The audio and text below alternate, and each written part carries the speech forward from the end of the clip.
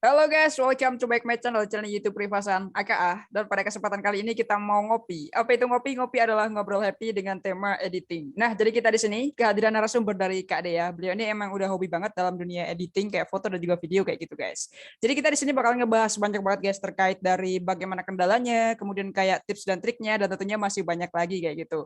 Nah, saya ingatkan kembali bagi teman-teman semua yang belum subscribe channel YouTube ini, silahkan di subscribe terlebih dahulu agar nantinya menerima notifikasi ketika kita mau upload video terbaru kayak gitu guys. Oke, seperti apakah keseruan ngobrol kita pada hari ini? Pokoknya langsung aja check it out. Halo Kak Dea. Halo Arifah, Gimana Kak kabarnya sekarang? Alhamdulillah baik Kak. Mantap. Sekarang kesibukannya ngapain aja nih? Sekarang kesibukannya aktif kuliah sama organisasi, terus ngerjain tugas juga. Weh, sekarang semester berapa sih? Sekarang saya semester 3 Kak. Kuliah di mana? Saya kuliah di Universitas Diponegoro, jurusan Kesehatan Masyarakat. Wih, mantap, anak kesehatan dong. Ya dan Kak. Jadi kan di sini kita kemarin dapat request nih Kak dari teman-teman, Kak buatin ini dong kayak video terkait dengan editing, baik itu foto ataukah video. Nah, ternyata kebetulan banget nih kita ibaratnya kayak kenal sama Kak Dea juga, dan ibaratnya kita di sini berharap sih buat apa namanya sharing-sharing kayak berbagi ilmu buat teman-teman semua kayak gitu. Sebenarnya dari Kak Dea itu sejak kapan sih suka yang namanya kayak editing baik itu foto atau video, dan juga alasannya kenapa kok suka sama editing gitu Kak?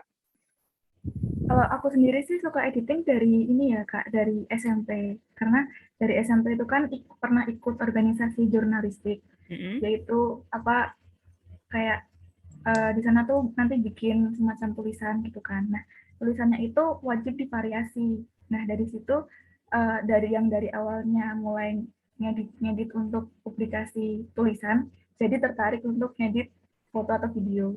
Terus mulai dikembangkan itu setelah kuliah, apalagi ikut organisasi manual kan, dan diamanai jadi staf khusus di bidang publikasi, jadinya banyak ini apa dilatih sama senior-senior juga dan dibimbing dari senior juga gitu Kak.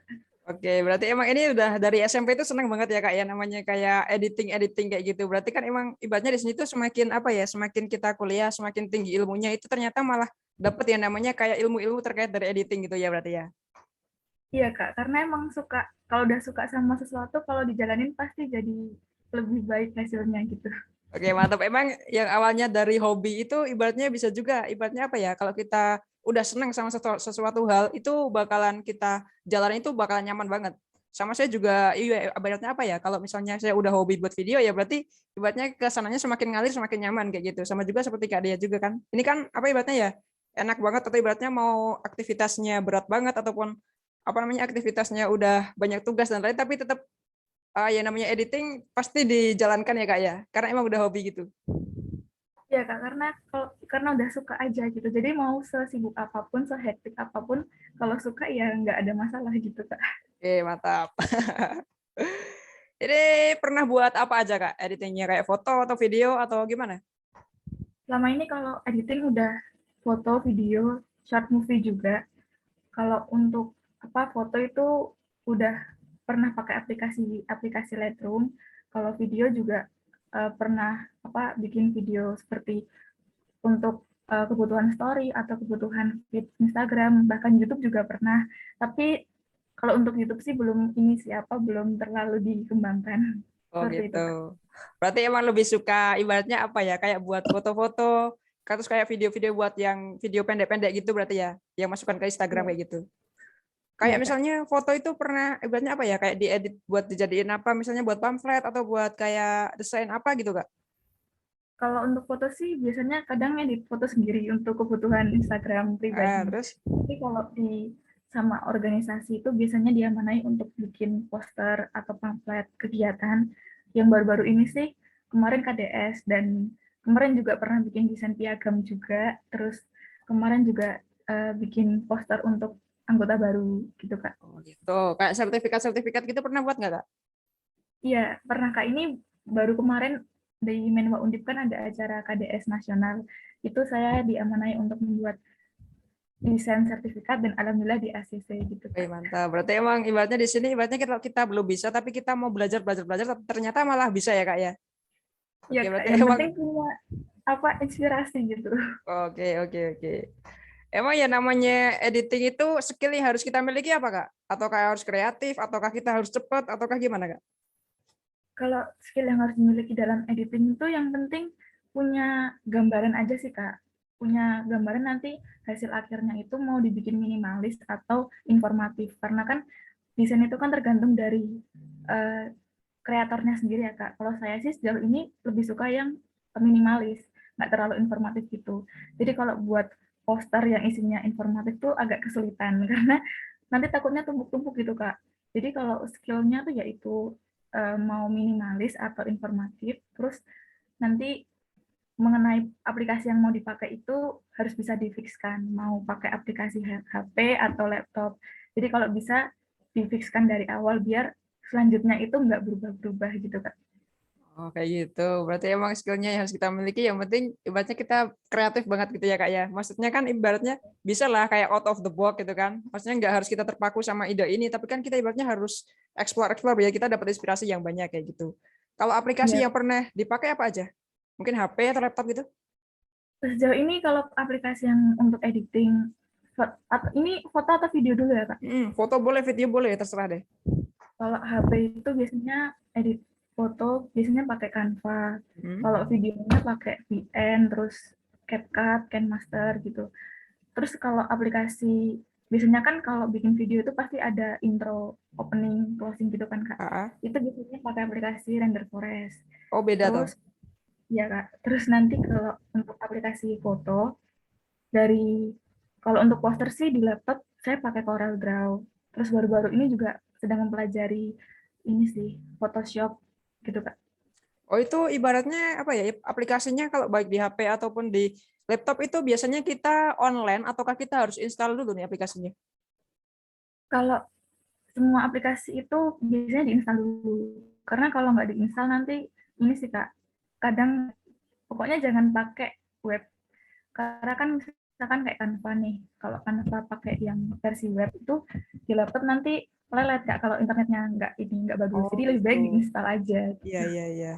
Oh berarti kalau kita website berarti harus internetnya stabil gitu ya? Iya Kak, takutnya nanti ini malah nge-lag terus acak-acakan gitu hasilnya. Oh gitu. Kalau biasanya aplikasinya tuh ibaratnya apa ya? Semuanya itu gratis ataukah ada yang berbayar yang biasanya digunakan? Sebenarnya ada semua aplikasi yang saya pakai itu kan berbayar ya Kak. Apa Misalnya tuh kayak Corel contohnya? Draw sama Photoshop itu Oh. bahkan ada watermarknya juga. Tapi pinter-pinteran kita cari yang versi crack. Misalkan Oh iya iya iya.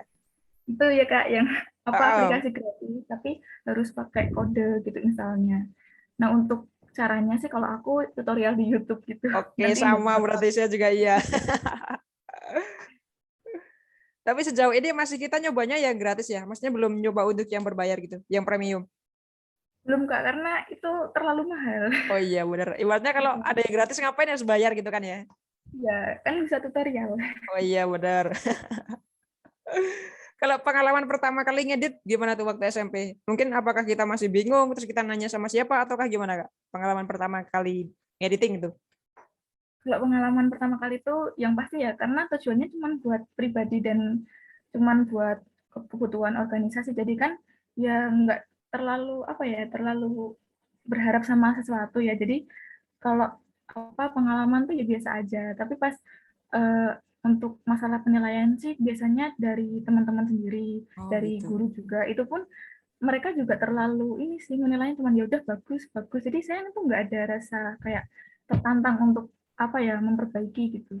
Dan beda kalau di kuliah udah ikut organisasi itu dari teman atau senior itu memberikan saran atau revisi. Jadi dari bisa membuka pikiran gitu loh, Mm-mm. gitu Kak.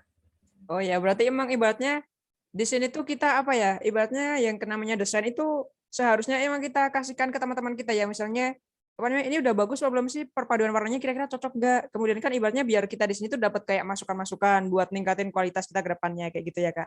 Berarti ya namanya ibaratnya kalau kita apa namanya sharing-sharing ke teman-teman nanya-nanya itu berarti emang harus ya Kak biar ibaratnya apa ya? Ningkatin kualitas juga buat kita ngedit kayak gitu. Dan juga ada Ya, tantangan tersendiri kan tadi kalau dapat komen-komenan kayak gitu.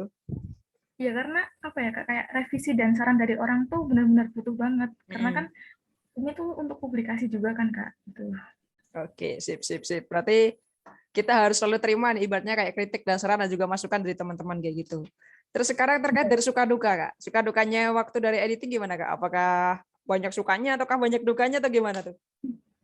Kalau suka dukanya sih ya dari sukanya dulu aja ya Kak. Mm-mm. Kalau sukanya itu ya ngeditnya tuh kan biasanya saya enjoy aja gitu ya. Mm-mm. Maksudnya dengan editing itu saya bisa mengembalikan mood, apalagi sambil nyetel musik gitu.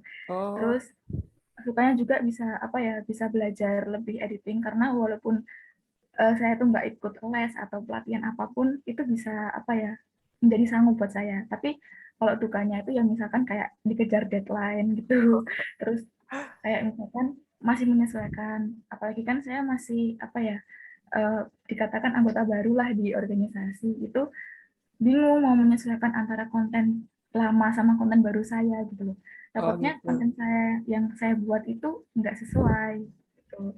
Jadi kalau misalkan dukanya itu ya kayak revisi yang nggak habis-habis, tapi seru sih Kak sejauh ini Iya, bisa apa ya menambah kesibukan gitu. mantap. Ibaratnya kan apa ya?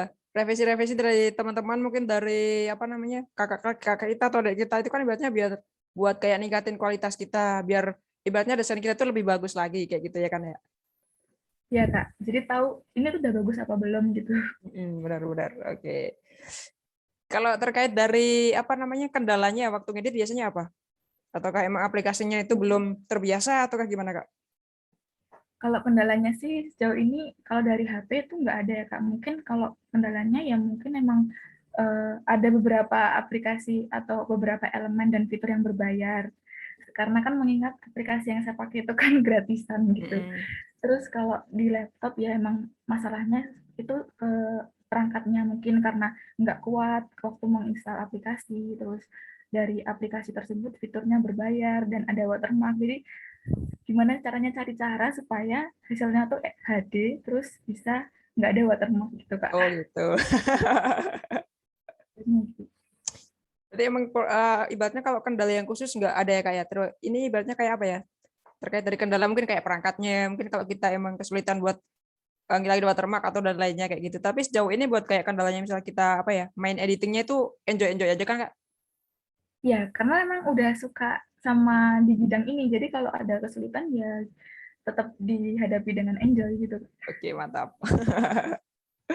Mungkin dari Kak Dea bisa nih ngasih kayak tips dan juga trik buat teman-teman semua yang mungkin besok tuh pengen kayak apa ya, ngambil video ataupun foto biar bagus tuh gimana sih? Apakah harus sesuai dengan pencahayaannya ataukah emang apa namanya ibaratnya kayak backlight-nya dan sebagainya. Mungkin bisa dikasih tipsnya juga, Kak.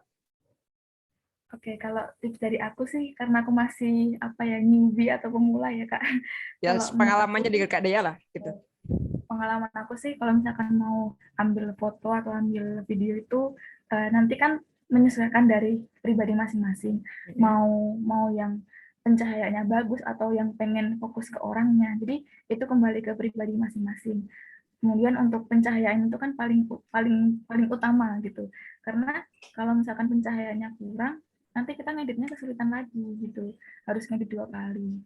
Jadi kalau bisa mengenai pencahayaan ini paling penting. Terus kemudian untuk tips selanjutnya bisa disesuaikan nanti mau yang versi minimalis atau yang cuman apa ya versi yang informatif gitu. Jangan sampai uh, hasil yang kita buat tuh nanti jadi tumpuk-tumpukan, jadi berantakan gitu.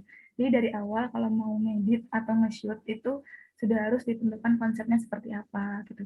Dan untuk tipsnya lagi itu bisa lihat contoh-contoh dari Instagram atau TikTok atau YouTube kan sekarang media sosial banyak. Jadi bisa dilihat-lihat lagi mau mengambil konsep seperti apa gitu dan biasanya di media sosial itu juga banyak ini apa banyak tutor-tutornya, jadi bisa belajar dari sana juga gitu Kak. Oh, kok iya ya, benar banget sih emang ibaratnya kita misalnya nggak bisa nih, kita juga bisa ya tutorial di YouTube. Soalnya kan emang di sini tuh YouTube udah ibaratnya udah nyediain kayak video-video tutorial yang gratis banget dan juga ilmunya emang udah lengkap juga di sana gitu ya Kak ya. Biasanya kalau dari Kak Dea nggak bisa gitu tutorial di YouTube juga. Iya Kak. Oh iya mantap. Iya iya Kalau iya. sejauh ini kan saya juga lebih baru suka bikin editing video story. Nah itu Mm-mm. saya tuh terinspirasi dari ya itu di TikTok, di Instagram gitu. Ya walaupun cuma buat pribadi kayak bikin video pendek, tapi itu juga menambah menambah Skill, wawasan ilmu juga ya. juga Kak. Oke. Kalau ini Kak terkait dari biasanya kan kalau edit itu kan kayak ada penggabungan warna, terus kayak penggabungan template dan sebagainya. Itu gimana sih agar kita itu ketika menggabungkan itu warnanya menjadi serasi, ibaratnya nggak apa ya, bertolak belakang kayak gitu Kak? Caranya itu ditentukan dulu. Kalau misalkan kalau kebutuhan konten, misalkan kebutuhan konten Instagram ya, itu nanti dilihat dulu dari warna warna awalnya. Kalau misalkan warna dari kontennya itu cerah, ya berarti kita membuat kontennya itu juga harus mengikuti warna awalnya ya cerah gitu kan. Terus kita bisa mencari-cari warna yang sesuai juga gitu. Tapi kalau misalkan kayak bikin poster atau misalkan kayak untuk lomba-lomba poster yang informatif gitu, nanti kan bisa menyesuaikan sasarannya kita tuh ke siapa. Kalau ke anak-anak dia cari warna yang menyenangkan gitu. Terus kalau untuk masyarakat gitu ya cari warna yang mungkin enggak terlalu cerah atau enggak Yang kalem terlalu gitu ya. menjadi gitu ya. Jadi disesuaikan sasarannya tuh ke siapa gitu. Gitu Kak. Oh, berarti kalau pemilihan warna itu juga disesuaikan sama sasaran juga toh. Saya tahunya agar asal apa ya, pilih warna ini nggak harus sasarannya siapa kayak itu berarti emang juga dipilih juga sesuai kayak gitu, Kak. Iya Kak, karena kan nanti kembali lagi ya kalau misalkan kita misalkan bikin poster atau video animasi sasarannya anak-anak, kan nggak mungkin kita pakai video yang estetik, video Oh iya iya apa iya. apa yang kayak time lapse itu kan nggak mungkin. Jadi Heeh. menyesuaikan gitu. Oke, mantap berarti. Tapi kalau misalnya apa ya? Apa namanya? Ketika kita mau belajar desain itu apa aja sih yang perlu disiapin? Kalau mau belajar desain tuh yang penting itu kemauan nggak niat dulu. Karena kebanyakan kalau orang cuman udah kamu desain ya, tapi dia nggak ada niat. Maksudnya walaupun dia nggak punya basic desain, tapi dia nggak ada niat, itu jalaninnya tuh berat gitu. Yang penting mau dulu. Mau Masalah dulu. belajar nanti kan bisa kita belajar dari YouTube atau kita cari webinar-webinarnya kan ada ya Kak. Gitu. Yang penting sih niat. Terus kalau udah niat, ya itu belajar.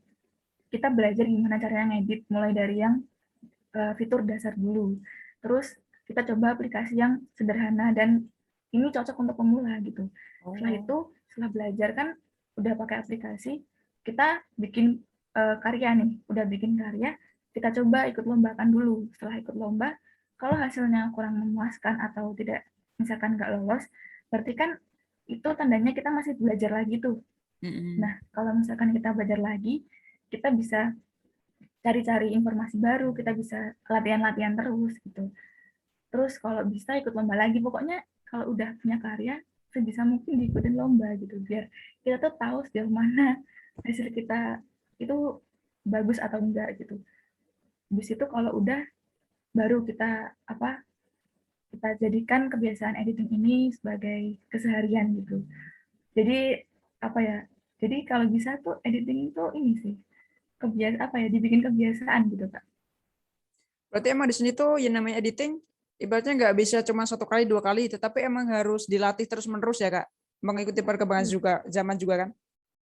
Iya Kak, karena yang namanya konten itu kan pasti bakal berubah setiap tahun, bahkan setiap hari pasti berubah gitu. Oh, oke gitu-gitu. Ya, ya, ya. Berarti emang di sini kalau misalnya teman-teman pengen belajar editing, ya belajarnya nggak cuma cukup satu kali, dua kali, tetapi emang ibaratnya di sini kita harus melatih skill kita itu bisa setiap hari ataupun setiap kita ada waktu kayak gitu. Pokoknya yang penting kita berlatih agar nantinya kita bisa menjadi bisa kayak gitu.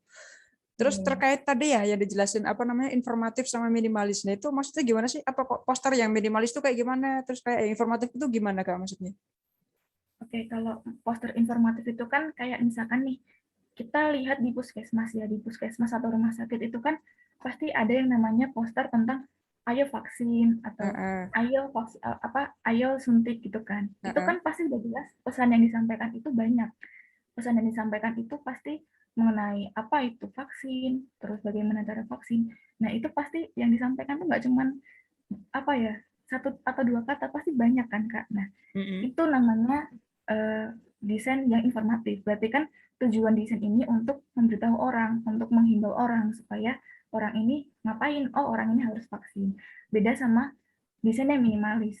Misalkan desain yang minimalis itu ya kayak ada di toko ini kita menawarkan voucher gitu. Berarti kan yang disampaikan cuman diskon 50%. Itu kan minimalis gitu. Atau enggak misalkan kayak poster penerimaan anggota baru gitu. Misalkan kayak H-3, H-2 itu kan yang disampaikan cuman 1-2 kata gitu. Jadi Reminder berarti ya. ya, kayak iya seperti reminder gitu. Jadi beda antara informatif sama yang minimalis. Jadi Oh tergantung gitu. juga sih tujuannya buat apa dan sasarannya buat siapa gitu Kak. Oke, mantap-mantap. Berarti emang di sini tuh yang namanya kita membuat poster itu harus disesuaikan sama tujuan juga ya. Ibaratnya mau minimalis atau kata informatif yang udah dijelasin sama Kak Dea kayak gitu tadi. Iya Kak. Terus lanjut Kak, ketika kita mau belajar desain, itu kan misalnya nih mau ambil foto atau video, kita wajib gak sih ibaratnya kayak apa ya, punya kamera yang kualitasnya tinggi kayak misalnya DSLR, ataukah kita cukup punya HP aja, misalnya HP kentang itu bisa Kak? Ya, jadi tuh kalau misalkan nih ya, kalau emang mau ngambil foto atau video misalkan yang paling banyak ditanya itu kan video. Pasti orang tuh bilang kalau ya wajarlah HP-nya bagus, jadi videonya bagus gitu. Padahal enggak. Kayak misalkan nih kayak kita pakai Android, kita bikin video itu pasti ada aja yang kayak kayak gerak-gerak atau kayak gempa gitu kan. Padahal kalau misalkan kita tahu kita tuh bisa bisa distabilkan pakai Google Foto gitu. Jadi nggak perlu harus pakai iPhone, pakai DSLR biar stabil. Padahal di Google Foto tuh ada Oh fiturnya gitu. untuk menstabilkan gitu. Jadi Heeh. nggak tergantung dari harus pakai kamera bagus atau HP yang bagus. Yang penting ya pakai seadanya aja sih kamera biasa gitu. Nanti masalah editingnya baru bisa menyesuaikan lagi. Kan nanti ada fitur-fiturnya juga tuh, gitu Kak.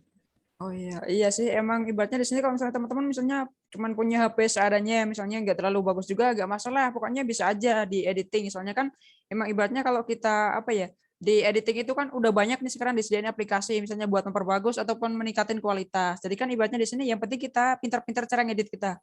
Misalnya kita dapat foto yang jelek ataupun video yang mungkin kurang menarik, nanti ketika kita diedit pasti itu nanti jadinya bakalan bagus. Tergantung dari kita pintar-pintar ngedit aja berarti ya Kak ya. Iya benar Kak. Oke, sekarang lanjut Kak terkait kalau biasanya gambar atau video itu bakalan bagus kalau itu diambil secara potret atau landscape, Kak? Ataukah emang sesuai dengan kebutuhan kita aja? Kalau menurut aku sih ya Kak, kalau aku sih lebih suka yang potret sebenarnya. Karena gimana ya? Karena kan kita biasanya ngeliat itu kan dari HP. Nah, kalau lihat dari HP itu lebih enak tuh yang kayak full screen, ya kayak potret gitu. Tapi itu kembali ke kebutuhan kita masing-masing. Sasarannya siapa, terus yang mau dibuat dalam konsep apa. Kalau emang short movie dan cuman beberapa detik ya lebih baik potret karena kan untuk kebutuhan story. Tapi kalau emang kebutuhannya beda kayak untuk bikin video profil atau bikin kayak video yang cukup panjang gitu lebih baik dalam bentuk landscape gitu sih Kak. Oh, kayak Kembali ke gitu. kebutuhan masing-masing. Berarti emang yang namanya potret sama landscape itu nggak ada patokan khusus ya, Kak? Emang ibaratnya kita video ini harus gini, video ini harus gini. Berarti emang sesuai dengan kebutuhan kita masing-masing lagi gitu ya? Iya Kak, kembali. Kalau dari Kak Dea ini pernah ikut lomba apa aja, Kak? Kalau lomba di bidang editing tuh belum ada sih Kak. Kalau Tapi lomba yang pengen ya lain buat ke depannya. Bakalan ikut lomba banyak banget gitu. gimana Kak? Kalau ke depannya pengen nggak ikut lomba-lomba banyak banget gitu, kayak editing-editing gitu? Ya untuk kedepannya pengen ikut lomba editing, cuman kan masih mencari partner gitu juga sih Oh Kak. gitu. Oh, Karena berarti harus pakai partner partner juga dong? Nggak bisa yang individu gitu? kalau individu sih bisa Kak, cuman mencari partner yang emang karena aku kan kalau ngedit itu nggak nggak puas kalau nggak pakai laptop gitu. Oh Dan gitu. kalau aku pakai mencari partner yang bisa aku ajak bikin hasil bareng gitu, Oh bikin gitu. karya bareng. Oke, oke, siap, siap. Sekarang pertanyaan terakhir, Kak, terkait dari pesan buat teman-teman semua yang besoknya pengen dibatnya kayak terjun di dunia editing. Apa aja sih? Mungkin dari Kak dia bisa ngasih nih kayak pesan-pesannya kayak gitu. Biar mereka nggak salah juga. Oke, untuk pesannya sih ya yang penting untuk pesan untuk editing ya. Kalau mau mulai editing itu yang penting dari niat dulu. Dari niat, kalau emang punya niat untuk editing, itu udah bagus. Karena jangan kita tuh ngedit tapi disuruh. Dan kita tuh ada perasaan kayak kesel atau jengkel gitu. Yang penting niat dulu. Masalah kita mau belajar atau masalah kita nggak tahu itu masalah belakangan. Karena kalau udah niat, kalau disuruh belajar, pasti mau gitu. Yang pertama niat, kemudian belajar, terus untuk setelah itu kita bisa mulai ngedit. Setelah kita ngedit, kita kan perlu ini nih perlu penilaian dari orang. Mm-mm. Kalau misalkan nggak puas, langsung ikutin lomba aja, nggak apa-apa. Kan ada ya sekarang lomba online kan banyak. Kita ikutin lomba, nanti dari sana kita tahu sejauh mana hasil karya kita tuh hasilnya gimana. Apakah lolos? Kalau lolos ya berarti kita bisa meningkatkan lagi gitu. Kalau misalkan belum lolos, berarti kita bisa belajar lagi gitu. Setelah lomba, kita terus ditingkatkan terus. Jadikan ke editing ini sebagai kebiasaan. Sekarang kan media sosial itu kan juga udah banyak. Nah, media sosial ini dimanfaatkan, apalagi Instagram sama TikTok itu ya. Itu kan yang sekarang paling banyak digunakan. Jadi dimanfaatkan dalam pembuatan kontennya, baik story maupun feeds-nya gitu. Jadi jangan cuman foto upload, tapi cari apa ya, dibuat skill editingnya gitu biar lebih Menarik mungkin menyenangkan, gitu ya. ya biar menarik. Jadi skill editing ini bisa apa terus berkembang gitu kan. Oke, ada lagi nggak Kak? Atau udah cukup? Cukup sih dari aku itu aja. Oke, mantap banget. Oke, teman-teman semua mungkin cukup itu aja buat pembahasan kita terkait dunia editing. Mungkin semoga video kali ini bisa menjawab pertanyaan dari teman-teman semua terkait dari editing foto dan juga video kayak gitu.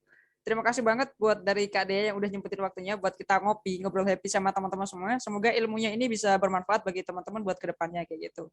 Terima kasih juga bagi teman-teman semua yang udah menonton video ini sampai habis. Jangan lupa klik like dan juga subscribe channel YouTube ini dan juga tentunya tunggu video-video kami menarik berikutnya kayak gitu. Oke, see you the next time video. Dadah! Ya.